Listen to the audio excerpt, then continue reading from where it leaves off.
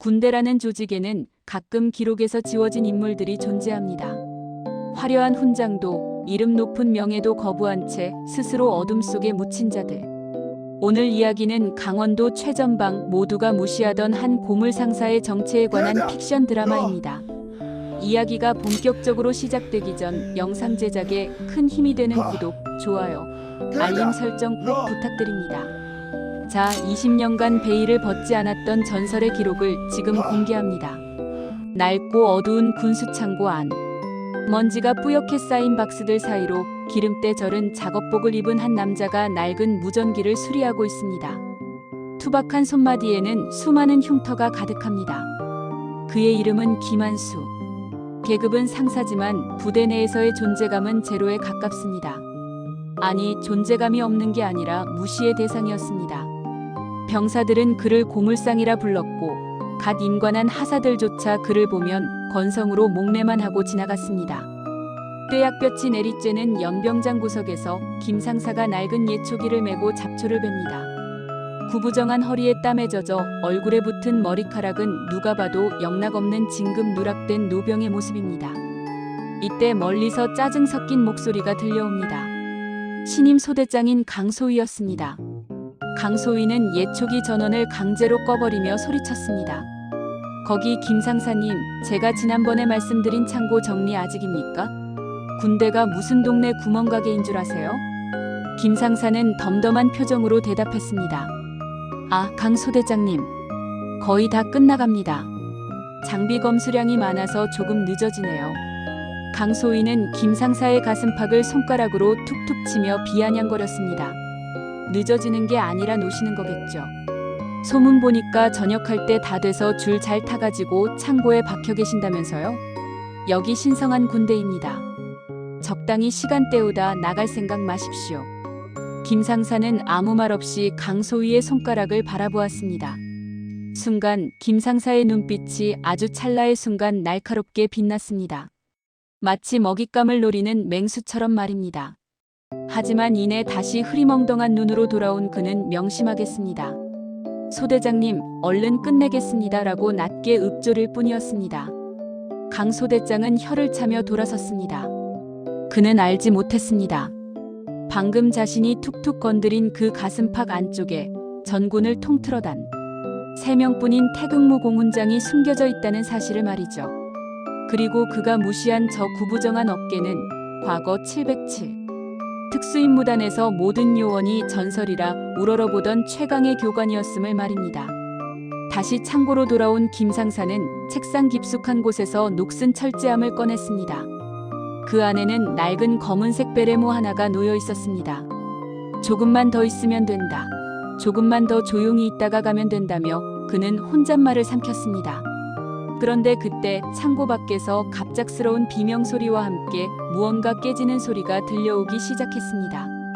부대 안을 울린 날카로운 비명소리에 창고 안의 공기가 차갑게 가라앉았습니다. 김 상사는 손에 들고 있던 낡은 베레모를 조용히 상자에 넣고 창고 밖으로 발걸음을 옮겼습니다. 그곳에는 부대 개방 행사를 준비하던 병사들과 면회를 온 민간인들이 뒤섞여 아수라장이 되어 있었습니다. 소란의 중심에는 이번에 새로 전입해온 박 이병이 서 있었습니다. 입대 전 격투기 선수로 이름을 날렸다는 그는 제멋대로인 성격 탓에 이미 부대 내에서도 골칫덩이로 찍힌 인물이었죠. 박 이병은 행사용 천막을 치던 상병의 멱살을 잡고 있었습니다. 상병의 얼굴에는 붉은 자국이 선명했고 바닥에는 깨진 조명기구들이 흩어져 있었습니다. 보고 있던 병사들이 말려보려 했지만 덩치 큰 박 이병의 기세에 눌러 아무도 쉽게 다가가지 못했습니다. 이때 김 상사가 천천히 그들에게 다가갔습니다. 박 이병, 손 놓고 일단 진정해라. 김 상사의 목소리는 낮고 평범했습니다. 박 이병은 비웃는 눈빛으로 김 상사를 훑어보았습니다. 아, 우리 고물상 상사님 아니십니까? 아저씨는 저기 가서 풀이나 마저 베시죠. 군대 선임 대접은 해드리고 싶은데 실력도 없는 사람이 끼어드니까 짜증이 나네. 주변에 있던 병사들이 숨을 죽였습니다. 아무리 그래도 상사에게 저런 막말을 하다니 모두가 경악했지만 김 상사는 여전히 무표정했습니다. 오히려 박 이병은 신이 난 듯 말을 이어갔습니다. 군대 오기 전에 들었습니다. 여기 707 출신 영웅이 숨어 있다고. 근데 그게 당신은 아니죠? 이런 구부정한 아저씨가 무슨. 박이병이 김상사의 어깨를 툭 밀쳤습니다. 보통 사람이라면 뒤로 넘어갔을 법한 힘이었지만 김상사의 몸은 마치 바닥에 뿌리를 내린 고목처럼 꿈쩍도 하지 않았습니다. 박이병의 눈에 의아함이 스친 순간이었습니다. 김상사가 아주 작은 목소리로 말했습니다. 힘만 믿고 설치는 건 군인이 아니다. 짐승이지. 뭐라고? 이 영감이 진짜. 박이병의 주먹이 김상사의 얼굴을 향해 날아갔습니다. 구경하던 사람들이 비명을 질렀습니다. 하지만 다음 순간 믿을 수 없는 일이 벌어졌습니다. 분명 박이병의 주먹이 닿기 직전이었는데 김상사가 고개를 아주 살짝 비틀더니 박이병의 손목을 낚아챈 것이었습니다. 눈으로 쫓기 힘든 속도였습니다. 박이병은 자신의 팔이 강철 바이스에 낀 것 같은 고통에 신음했습니다. 김상사의 눈빛이 바뀌어 있었습니다. 흐리멍덩하던 눈은 온데간데였고 마치 수천 번의 사선을 넘나든 칼날 같은 얘기가 뿜어져 나왔습니다. 박이병은 공포를 느꼈습니다. 눈앞에 있는 사람이 방금 전까지 무시하던 노병이 아니라 거대한 맹수처럼 보였기 때문입니다. 김상사는 박이병의 귀에 대고 차갑게 속삭였습니다. 내가 배운 건 운동이고 내가 배운 건 살인이다. 한 번만 더 선을 넘으면 그땐 운동으로 안 끝난다. 김상사가 손을 놓자 박이병은 바닥에 주저앉아 가쁜 숨을 몰아쉬었습니다. 김상사는 다시 구부정한 자세로 돌아가 아무 일 없었다는 듯 창고로 향했습니다. 멀리서 이 광경을 지켜보던 한 사람이 있었습니다. 바로 부대 시찰을 왔던 특전사령부 소속의 소령이었습니다. 그는 경악하며 중얼거렸습니다. 설마 저 움직임 흑표범 교관님 아니야? 특전사령부 소령의 의심 섞인 눈초리를 뒤로 한 채 부대에는 묘한 긴장감이 흐르기 시작했습니다. 며칠 뒤 부대 연병장에는 거대한 수송 헬기 소리와 함께 건장한 체구의 미군들이 모습을 드러냈습니다. 한미 합동훈련을 위해 방문한 미 육군 특수부대 그린벨의 대원들이었습니다. 그들은 최첨단 장비와 압도적인 체격으로 한국군 병사들을 압도했습니다. 특히 팀장인 잭 대위는 한국군의 훈련 시설과 장비들을 훑어보며 노골적으로 실망감을 드러냈습니다. 이런 낡은 환경에서 무슨 실전 훈련이 된다는 거지. 그의 비아냥은 통역을 통해 부대원들에게 고스란히 전달되었습니다. 잭 대위의 시선은 창고 앞에서 낡은 트럭의 엔진을 만지고 있던 김상사에게 멈췄습니다. 기름때 묻은 작업복과 낡은 모자. 잭 대위는 껄껄 웃으며 김상사를 가리켰습니다. 이 부대는 정비소인가? 아니면 노인정인가? 이런 사람이 현역이라니 한국군의 수준을 알만하군. 함께 있던 한국군 장교들이 안절부절 못하며 상황을 수습하려 했지만 잭 대위는 멈추지 않았습니다. 그는 연습용 단검을 꺼내 휘두르며 김상사에게 다가갔습니다. 이봐 노인장, 당신이 여기서 가장 오래 있었다며? 우리 대원들에게 한국의 실전 격투술이라는 게 얼마나 우스운지 몸소 보여주는 게 어때? 김상사는 장갑을 벗지도 않은 채 잭 대위를 물끄러미 바라보았습니다. 훈련하러 왔으면 훈련이나 하시지 왜 자꾸 힘자랑입니까? 바쁘니까 저리 가세요. 김상사의 무심한 태도에 잭 대위의 얼굴이 붉게 달아올랐습니다. 그는 순식간에 김상사의 목을 겨냥해 연습용 단검을 찔러 넣었습니다. 주변 병사들이 비명을 질렀지만 정작 김상사는 눈 하나 깜짝하지 않았습니다. 오히려 단검이 목에 닿기 직전 김상사가 들고 있던 스패너를 가볍게 휘둘렀습니다. 깡! 하는 쇳소리와 함께 잭 대위의 단검이 바닥으로 튕겨나갔습니다. 잭 대위는 자신의 손목이 부러질 듯한 진동에 소스라치게 놀라며 뒤로 물러났습니다. 김상사는 여전히 무표정한 얼굴로 스패너를 만지작거리며 말했습니다. 미군들은 기본기가 부족하네. 그렇게 크게 휘두르면 적한테 죽기 딱 좋습니다. 연병장은 순식간에 정적에 휩싸였습니다. 그린벨의 대원들이 당황하며 무기를 고쳐주려던 그때 부대 입구에 검은색 고급 승용차 3대가 급정거했습니다. 차에서 내린 사람은 가슴에 별 3개를 단 군단장이었습니다. 모두가 거수경례를 하며 도열했지만 군단장의 시선은 오직 한 사람, 김상사에게 고정되어 있었습니다. 군단장은 떨리는 걸음으로 김상사에게 다가가 모자를 벗고 허리를 90도로 숙였습니다. 교관님, 아니 김중령님, 여기서 대체 무엇을 하고 계신 겁니까? 부대원들과 미군들, 그리고 김상사를 무시했던 강소희까지 모두의 눈이 휘둥그레졌습니다. 군단장의 입에서 나온 교관님과 중령이라는 단어는 연병장의 공기를 완전히 얼어붙게 만들었습니다. 군단장의 파격적인 경례에 연병장은 찬물을 끼얹은 듯 고요해졌습니다. 미군 잭대위는 잡고 있던 손목의 통증도 잊은 채 멍하니 그 광경을 바라보았습니다. 방금 자신이 노인장이라 부르며 칼을 휘둘렀던 남자가 한국군 고위 장성이 허리를 굽혀 예우하는 전설적인 인물이라는 사실이 믿기지 않았던 것이죠. 김상사는 곤혹스러운 듯 머리를 극적이며 낮게 대답했습니다. 군단장님, 여기선 그냥 김상사입니다. 체면 차리지 마시고 가던 길 가십시오. 하지만 군단장은 물러서지 않았습니다. 어떻게 그럴 수 있습니까? 20년 전 아프가니스탄에서 제 목숨을 구해주시고 소리 없이 사라지셨던 분을 이렇게 뵙다니요. 707의 흑표범이 창고에서 녹슬고 있었다는 걸 알면 우리 군 후배들이 통곡할 일입니다. 이 광경을 지켜보던 미군 잭대위의 자존심이 다시 꿈틀거렸습니다. 비록 상관이 예우하는 사람일지라도 방금 전 스패너 한 자루의 무기를 놓친 망신을 씻어야 했습니다. 잠깐, 군단장님, 이분이 전설의 교관이라니 흥미롭군요. 하지만 실전은 계급이나 과거의 명성으로 하는 게 아닙니다. 진짜 실력을 확인해보고 싶습니다. 잭대위는 자신의 대원들 앞에서 다시 한번 김상사에게 정식 대결을 요청했습니다. 보호구를 착용하고 맨몸 격투로 승부를 내자는 제안이었죠. 주변 장교들이 무례하다며 만류했지만 김상사는 귀찮다는 듯 작업복 단추를 하나 풀며 매트 위로 올라섰습니다. 빨리 끝내고 트럭 고치러 가야 하니 한꺼번에 덤비든가 마음대로 하세요. 대결이 시작되자 잭대위는 특수부대 특유의 빠르고 묵직한 펀치를 쏟아부었습니다. 하지만 김상사는 단 한 걸음도 뒤로 물러나지 않았습니다. 그의 움직임은 최소한이었습니다. 고개를 살짝 까닥이는 것만으로 주먹을 피하더니 순식간에 잭대위의 품 안으로 파고들었습니다. 퍽 하는 둔탁한 소리와 함께 잭대위의 거구가 공중으로 붕 떴다가 바닥에 꽂혔습니다. 타격이 아니었습니다. 상대의 힘을 그대로 이용해 무게중심을 무너뜨린 실전형 유술이었습니다. 잭대위가 정신을 차리기도 전 김상사의 손가락이 그의 목 울대를 가볍게 툭 건드렸습니다. 실전이었다면 당신은 방금 죽었습니다. 김상사의 목소리에는 감정이 없었습니다. 그린벨의 대원들은 경악했습니다. 세계 최고의 격투수를 익혔다는 자신들의 팀장이 단 5초 만에 그것도 작업복을 입은 노병에게 제압당하는 모습은 공포 그 자체였습니다.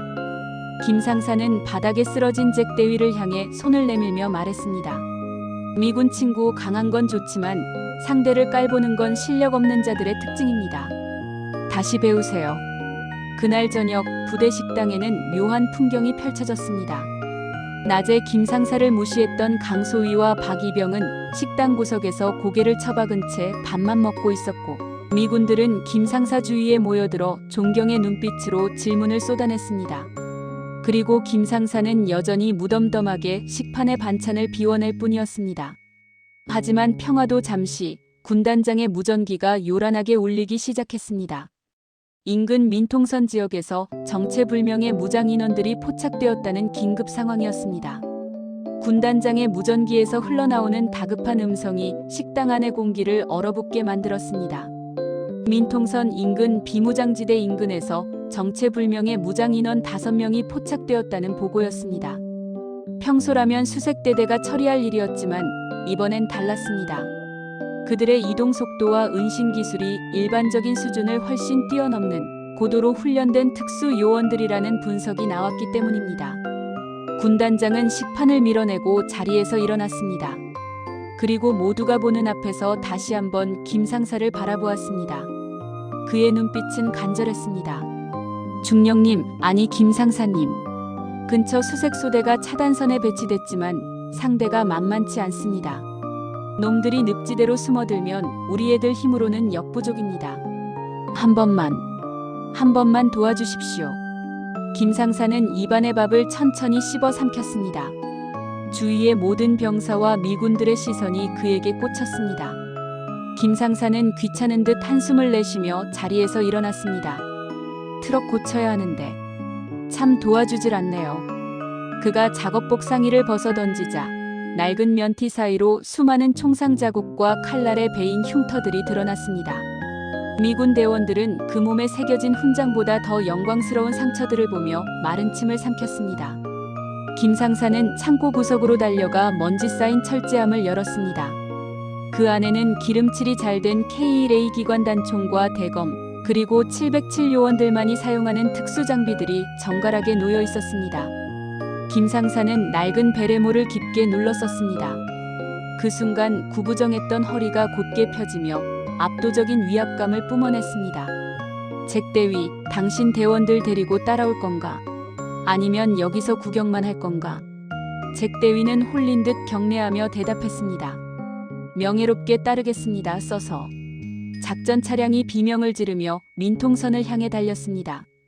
현장에 도착했을 때 수색 소대는 이미 적의 정교한 매복에 걸려 부상자가 발생한 상태였습니다. 칠흑 같은 어둠과 험한 지형 때문에 아군들은 갈팡질팡하고 있었죠.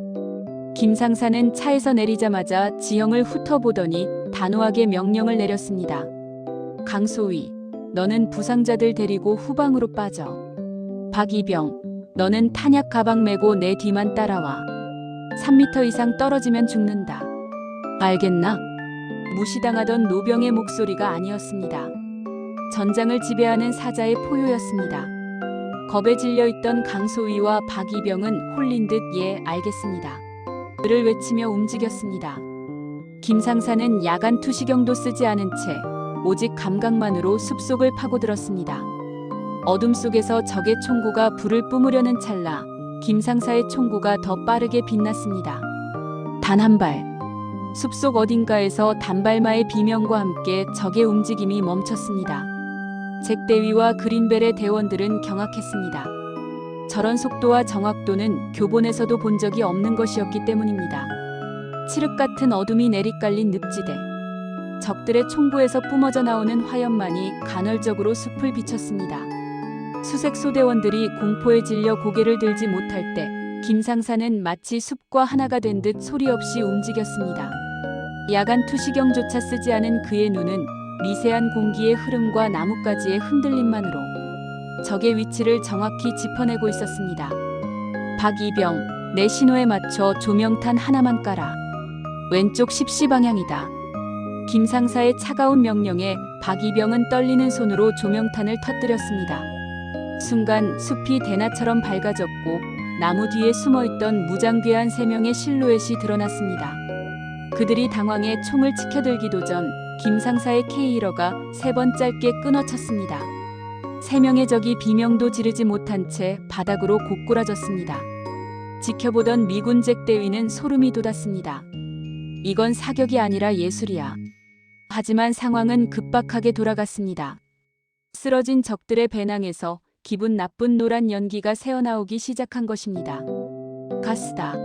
전원 방독면 착용. 김상사의 외침과 동시에 주변이 유독가스로 가득 찼습니다. 놈들은 단순한 무장공비가 아니었습니다. 생화학 무기를 소지한 테러리스트들이었죠. 가스 사이로 적의 우두머리로 보이는 거구의 남자가 나타났습니다. 그는 방독면을 쓴 채 기괴한 웃음을 지으며 김상사를 향해 대구경 권총을 발사했습니다. 김상사는 박이병을 밀쳐내며 몸을 날렸습니다. 그 순간 김상사의 뇌리에 20년 전 아프간의 악몽이 스쳐 지나갔습니다. 똑같은 연기, 똑같은 상황 속에서 자신의 품 안에서 숨을 거두었던 막내 대원의 얼굴이 떠오른 것입니다. 김상사의 눈이 핏빛으로 물들었습니다. 그는 총을 버리고 대검을 뽑아들었습니다. 잭대위, 여긴 내가 맞는다. 당신들은 가스가 퍼지는 걸 막아. 말이 끝나기도 전 김상사는 유독가스 속으로 뛰어들었습니다. 보이지 않는 안개 속에서 쇠와 쇠가 부딪히는 날카로운 소리가 들려왔습니다. 박이병과 잭대위는 안절부절 못하며 가스 밖을 지켰습니다. 잠시 후 안개가 걷히며 나타난 광경은 처참했습니다. 거구의 테러리스트는 양손목이 꺾인 채 바닥에 널브러져 있었고 김상사는 피 묻은 대검을 털며 서 있었습니다. 그의 어깨에는 적의 탄환이 스친 자국에서 피가 흐르고 있었지만 김상사는 고통조차 느끼지 못하는 것 같았습니다. 그는 떨고 있는 박이병에게 다가가 어깨를 툭 쳤습니다. 무섭나? 군인은 무서워해도 된다. 하지만 도망치면 안 돼. 그게 내 옆에 전우를 살리는 길이다. 박이병은 눈물을 훔치며 김상사를 향해 생애 가장 각 잡힌 거수경례를 올렸습니다. 상사님, 아니 교관님, 끝까지 따르겠습니다. 상황은 정리된 듯 보였지만 김상사의 표정은 여전히 어두웠습니다. 적들의 무전기에서 지직거리며 들려오는 목소리 때문이었죠. 1팀 전멸, 2팀은 목표 지점으로 이동한다. 예정대로 폭발을 준비하라. 놈들의 진짜 목표는 민통선 근처의 댐이었습니다. 적들의 무전기에서 흘러나온 폭발하는 단어에 군단장과 잭대위의 얼굴이 하얗게 질렸습니다. 이 지역의 댐이 무너지면 하류에 있는 민가와 부대들은 눈 깜짝할 새 수마에 휩쓸리게 됩니다. 시간은 단 20분. 헬기를 띄우기엔 기상 악화와 적의 대공 화기가 위협적이었고 지상군은 지뢰지대에 막혀 진입이 늦어지고 있었습니다. 김상사는 젖은 전투복을 고쳐 입으며 군단장의 무전기를 뺏어들었습니다. 군단장님, 여기 지형은 제가 제일 잘 압니다. 창고 관리하면서 매일같이 순찰 돌던 곳입니다. 저 혼자 잠입하겠습니다. 군단장은 말렸습니다. 안 됩니다. 그곳엔 적의 잔당이 얼마나 있을지 모릅니다. 중령님 혼자 가시는 건 자살 행위입니다. 하지만 김상사는 이미 댐으로 이어지는 비밀 통로 일명 토끼굴로 몸을 던지고 있었습니다. 창고지기로 일하며 부대 구석구석을 살피던 그의 눈에만 보였던 낡은 배수관 통로였습니다. 잭대위와 박이병은 김상사를 따라가려 했지만 그는 단호하게 멈춰 세웠습니다. 너희는 여기서 아군 본대를 유도해라. 대만은 통로가 좁아 인원이 많으면 오히려 타겟이 된다. 김상사는 좁고 습한 배수관을 전광석화처럼 통과했습니다. 댐 중심부에 도달했을 때 그는 설치된 폭탄을 지키고 있는 적의 마지막 정예 요원 4명과 마주쳤습니다. 놈들은 김상사를 발견하자마자 일제 사격을 퍼부었습니다. 김상사는 엄폐물도 없는 좁은 통로에서 몸을 비틀며 전진했습니다. 그의 움직임은 인간의 한계를 넘어선 것이었습니다. 단 한 발의 낭비도 없는 정교한 사격으로 적들을 차례로 쓰러뜨린 김상사는 거칠게 숨을 몰아쉬며 시한폭탄 앞으로 다가갔습니다. 남은 시간은 3분. 그런데 폭탄의 구조를 확인한 김상사의 손이 멈췄습니다. 이 폭탄은 20년 전 아프간에서 자신의 팀을 전멸시켰던 그 테러 단체의 특수 설계 방식이었습니다. 그때였습니다. 김상사의 등 뒤에서 차가운 목소리가 들려왔습니다. 오랜만이군, 흑표범. 여전히 혼자 영웅 노릇인가? 김상사가 천천히 돌아보자 죽은 줄로만 알았던 과거의 배신자, 전직 요원 차하사가 총구를 겨누고 서 있었습니다. 김상사가 군을 떠나 창고지기로 숨어 살아야 했던 진짜 이유가 바로 눈앞에 나타난 것입니다. 차하사는 비웃으며 말했습니다. 그 폭탄, 내가 해체하려고 할수록 더 빨리 터질 거다.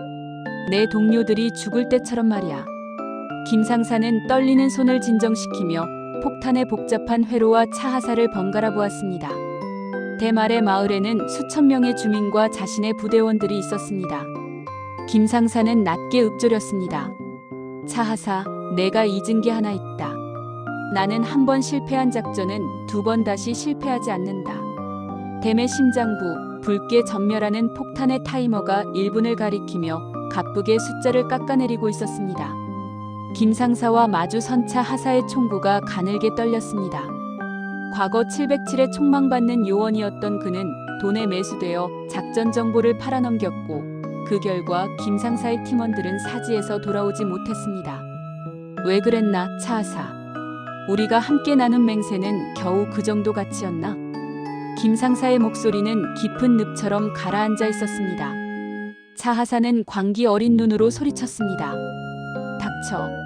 영웅 대접은 너 혼자 다 받았잖아. 죽어라, 흑표범. 차 하사의 손가락이 방아쇠를 당기려는 찰나 김상사의 몸이 섬광처럼 움직였습니다. 탕. 총성이 좁은 통로를 울렸지만 탄환은 김상사의 어깨 끝을 스치며 벽에 박혔습니다. 김상사는 거리를 좁혀 차 하사의 손목을 꺾어 올렸습니다. 비명이 터져 나오기도 전 김상사의 묵직한 주먹이 차 하사의 턱을 강타했습니다. 707 교관 시절 수천 번 연습했던 살상무술이 배신자의 몸을 무너뜨렸습니다. 차 하사가 바닥에 쓰러지며 품 안에서 원격 기폭장치를 꺼내려 했지만 김상사의 단검이 더 빨랐습니다. 대검 끝이 차 하사의 손등을 관통해 바닥에 박혔습니다. 끄악. 배신자의 비명소리가 댐 내부에 메아리 쳤습니다. 하지만 승리의 기쁨도 잠시, 폭탄의 타이머는 어느덧 10초를 가리키고 있었습니다. 차 하사가 피를 흘리며 비웃었습니다. 늦었어. 이건 회로를 끊으면 즉시 기폭하게 설계됐어. 넌 여기서 나랑 같이 수장되는 거야. 김상사는 폭탄의 복잡한 배선을 뚫어지게 응시했습니다. 과거의 트라우마가 손끝을 타고 올라왔지만 그는 눈을 감았습니다. 그날 죽어간 동료들의 목소리가 들리는 듯 했습니다. 교관님, 이번엔 성공하십시오. 김상사는 배선을 끊는 대신 가지고 있던 액체 질소 냉각 스프레이를 폭탄의 핵심 칩에 쏟아부었습니다. 전자회로가 얼어붙으며 타이머가 2에서 멈칫하는 순간 김상사는 주저없이 메인 전선을 뜯어냈습니다. 정적. 대만을 가득 채웠던 기계음이 사라지고 오직 김상사의 거친 숨소리만이 남았습니다. 그때 저 멀리서 통로를 달려오는 발소리가 들렸습니다. 잭대위와 박이병이었습니다. 그들은 바닥에 쓰러진 배신자와 폭탄, 그리고 피투성이가 된 채 서 있는 김상사를 보고 자리에 얼어붙었습니다. 박이병은 눈물을 왈칵 쏟으며 달려와 김상사를 부축했습니다. 상사님, 살아계셨군요. 정말 끝난 겁니까? 김상사는 낡은 베레모를 다시 눌렀으며 낮게 대답했습니다. 그래, 이제 트럭 고치러 가야지. 상황은 종료되었습니다. 하지만 배신자 차 하사를 압송하려던 순간 그가 품 안에서 숨겨둔 소형 발신기를 눌렀습니다. 댐 밖에서 대기하고 있던 적들의 마지막 자살 특공대가 부대 본진을 향해 돌진하기 시작했다는 신호였습니다. 댐 밖으로 빠져나온 김상사의 눈앞에 믿기 힘든 광경이 펼쳐졌습니다. 적들의 마지막 자살 특공대가 민간인 대피소와 아군 지휘소를 향해 자살 폭탄 차량을 몰고 돌진하고 있었던 것입니다. 갑작스러운 습격에 부대원들은 우왕좌왕했고 현장 지휘관인 강소위는 패닉에 빠져 아무런 명령도 내리지 못하고 있었습니다. 그때 피 묻은 베레모를 깊게 눌러쓴 김상사의 목소리가 무전기망을 찍고 울려 퍼졌습니다. 전 부대 주목. 지금부터 내 명령에 따른다. 강소위, 정신 차려. 1소대는 즉시 진입로를 폐쇄하고 대전차 화기를 준비해라. 2소대는 민간인 대피소 전방에 저지선을 구축한다. 낮게 깔렸지만 산천을 울리는 듯한 그 목소리에 겁에 질려 있던 병사들의 눈빛이 순식간에 바뀌었습니다. 그것은 단순한 명령이 아니라 전장을 지배해온 자만이 가질 수 있는 절대적인 확신이었습니다. 박이병은 김상사의 곁에서 탄창을 건네며 지휘를 도왔고 미군 잭대위 또한 그의 명령이 곧 나의 명령이다 라며 대원들을 이끌고 선봉에 섰습니다. 김상사의 지휘는 신들린 듯 했습니다. 적들의 이동 경로를 미리 예측이라도 한 듯 차량이 회전하는 길목마다 정확하게 아군의 화망이 배치되었습니다. 굉음과 함께 적의 자살 차량들이 차례로 폭발하며 멈춰섰습니다. 단 한 명의 아군 피해도 없이 상황은 단 5분 만에 완벽하게 진압되었습니다. 새벽 안개가 걷히고 태양이 떠오를 무렵 연병장에는 정적이 찾아왔습니다. 군단장을 비롯한 수많은 장성들이 현장에 도착했습니다. 낡은 작업복으로 갈아입고 다시 구부정한 자세로 돌아가려던 김상사 앞에 군단장이 앞장서 걸어왔습니다. 군단장은 김상사 앞에서 멈춰서더니 떨리는 손으로 거수경례를 올렸습니다. 중령님, 아니 김상사님. 당신은 오늘 수천 명의 목숨을 구했습니다. 우리 군의 자부심을 지켜주셔서 감사합니다. 그 뒤를 따라 연병장에 모여있던 수백 명의 병사들과 미군들, 그리고 자신을 무시했던 강소위와 박이병까지 일제히 경례를 올렸습니다. 별 3개를 단 군단장부터 갓 입대한 이병까지 계급의 벽을 넘어 오직 전설을 향한 존경의 마음이 하나로 모인 장관이었습니다. 김상사는 쑥스러운 듯 뒷머리를 극적이다가 천천히 손을 들어 답례했습니다. 그것은 화려한 예식의 경례는 아니었지만 그 어떤 경례보다 묵직하고 단단했습니다. 이제 상황 끝났으니 전 진짜 트럭 고치러 가보겠습니다. 기름때 묻은 작업복이 제 체질이라서요. 그는 자신을 영웅으로 떠받드는 인파를 뒤로하고 다시 낡고 어두운 군수창고를 향해 느릿느릿 걸음을 옮겼습니다. 하지만 이제 부대원 중 누구도 그를 고물상사라 부르지 않았습니다. 치열했던 사투가 끝난 부대에는 다시 고요한 아침이 찾아왔습니다. 하지만 어제와는 모든 것이 달라져 있었습니다. 국방부와 육군본부에서는 김상사의 공적을 기리며 즉각적인 현역 복직과 계급 복권을 강력히 요청해왔습니다.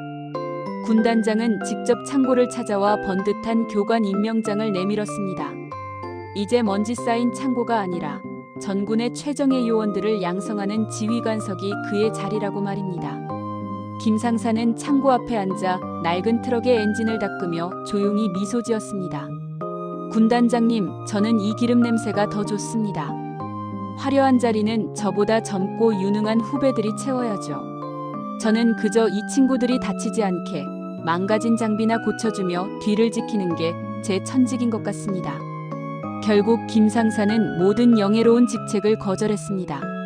하지만 그는 한 가지 약속을 했습니다. 일주일에 2번 창고문을 닫고 연병장에서 후배들에게 진짜 전쟁이 무엇인지, 전우를 지키는 마음이 무엇인지 직접 가르치기로 한 것이죠. 그날 이후 부대의 풍경은 완전히 바뀌었습니다. 아나무인이던 강소위는 매일 아침 김상사에게 달려와 무릎을 굽히고 전술을 배웠고, 사고뭉치였던 박이병은 김상사의 가장 든든한 조수가 되어 창고를 제 집처럼 드나들었습니다. 미군 잭대위 또한 본국으로 돌아가기 전 김상사의 창고 앞에 서서 당신은 내 인생 최고의 스승이었습니다라는 말을 남기고 떠났습니다. 김상사는 다시 낡은 작업복을 입고 예초기를 돌립니다. 하지만 이제 그의 뒤를 지나가는 병사들은 더 이상 그를 고물상사라 부르지 않습니다. 그가 지나갈 때마다 병사들은 걸음을 멈추고 마음속 깊은 곳에서 우러나오는 존경의 눈빛으로 전설의 뒷모습을 바라봅니다. 그는 여전히 이름 없는 창고지기입니다. 하지만 나라가 위기에 처하고 전우들이 눈물을 흘릴 때 가장 먼저 먼지 묻은 베레모를 눌러쓰고 사선으로 뛰어들 준비가 된 영원한 흑표범입니다. 진짜 영웅은 화려한 무대 위가 아니라 우리 곁에 가장 낮은 곳에서 묵묵히 제자리를 지키는 사람이라는 사실을 그는 온몸으로 증명하고 있었습니다. 오늘 준비한 픽션 드라마 전설의 창고지기 흑표범의 부활 전해드렸습니다. 우리 주변에 평범해 보이는 누군가도 사실은 누군가의 생명을 구한 영웅일지 모른다는 생각 한 번쯤 해보게 되는 이야기였습니다. 이 이야기가 가슴에 울림을 주었다면 잊지 마시고 구독, 좋아요, 알림 설정 부탁드립니다. 여러분의 성원은 앞으로 더 깊이 있고 짜릿한 이야기를 전해드리는데 큰 힘이 됩니다. 지금까지 시청해주셔서 감사합니다. 저는 다음번에 더 흥미진진한 이야기로 찾아뵙겠습니다. 평안한 하루 되십시오.